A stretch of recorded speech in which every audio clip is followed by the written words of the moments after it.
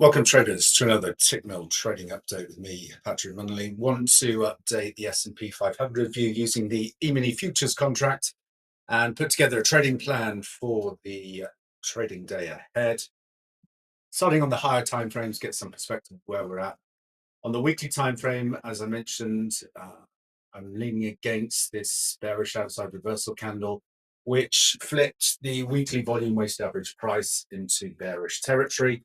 We traded up into our target zone, which was the 56.30 to 56.50, and we have been rejected from there as we anticipated, with our major downside objective now being a 54.90 test, and then on to a potential gap fill there on the weekly time frame into the high 54.30s, 54.40 area. On the daily time frame,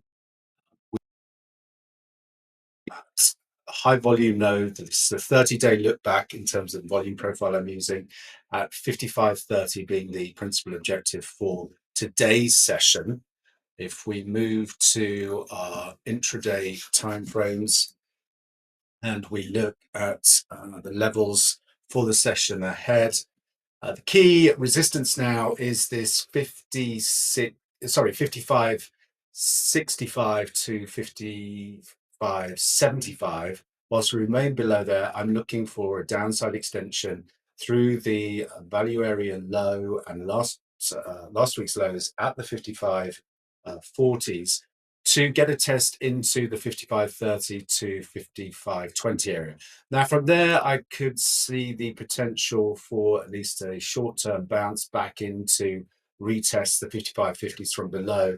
But ultimately, what I'm looking for, as per the weekly plan, is a move down into the 54.90s, where we could see a more meaningful bounce develop, as suggested by the weekly plan laid out on Monday. So I'm paying close attention to today's session to the bull bear zone resistance at the 55.60s to 55.70s. And then my downside objectives are 55.30. We can get through there, then I'm looking for a test of 5500, 54.90s, where I once again be looking at the potential for bullish reversal patterns to engage on the long side, looking for a move back up to test the intraday bull bear zone into the 55.60s.